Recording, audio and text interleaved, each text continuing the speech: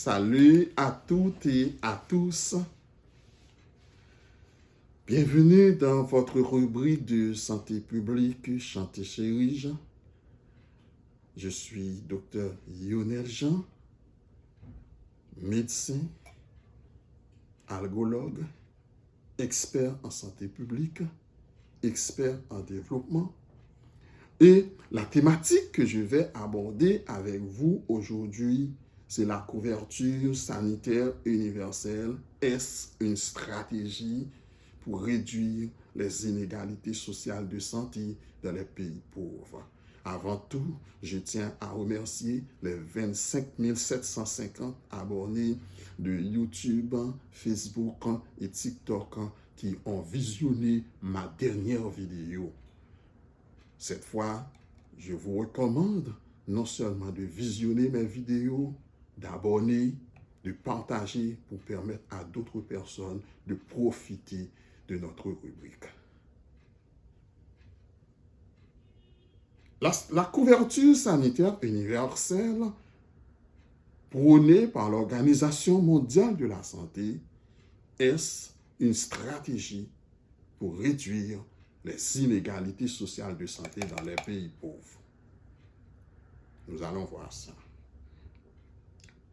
Selon l'OMS, l'Organisation mondiale de la santé, la couverture sanitaire universelle cible 3.8.1 des ODD, les objectifs de développement durable, consiste à veiller à ce que l'ensemble de la population ait accès aux services de santé dont elle a besoin sans être exposée à des contraintes financières tout au long de sa vie, c'est-à-dire prévention d'abord, traitement, réadaptation et soins palliatifs. Selon l'Organisation mondiale de la santé, il y a 2 milliards de personnes sur la Terre qui font face à des contraintes financières. Et parmi les 2 milliards de personnes sur la planète Terre qui font face à des contraintes financières, il y a 1 milliard qui font face à des dépenses de santé directement catastrophiques. Indicateur 3.8.2 des ODD. Je viens de vous le dire, ODD, les objectifs de développement durable. Et parmi 1 milliard de personnes sur la planète Terre qui fait face à des dépenses de santé catastrophiques, il y a 344 millions qui vivent dans l'extrême pauvreté en raison des coûts de santé.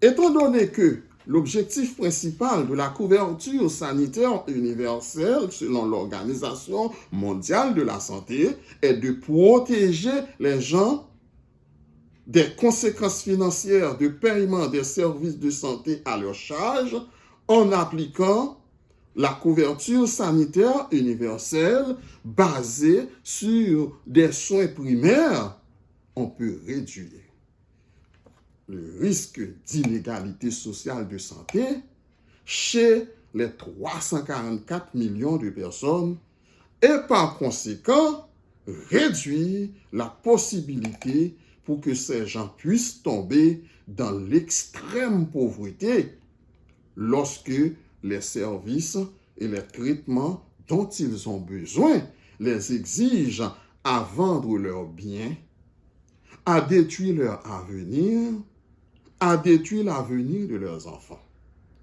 Alors, les soins de santé primaires représentent le moyen le plus inclusif, le plus équitable, le plus sûr et le plus économique pour réduire les écarts de soins et améliorer alors la santé et le bien-être des populations des pays pauvres.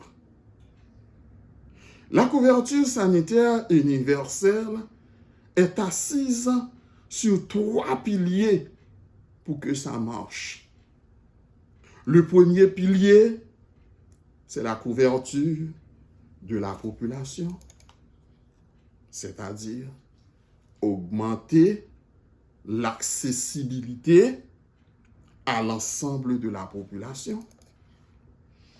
Le deuxième pilier, c'est la couverture des services de santé et leur qualité, c'est-à-dire augmenter l'acceptabilité des services de santé par l'ensemble de la population.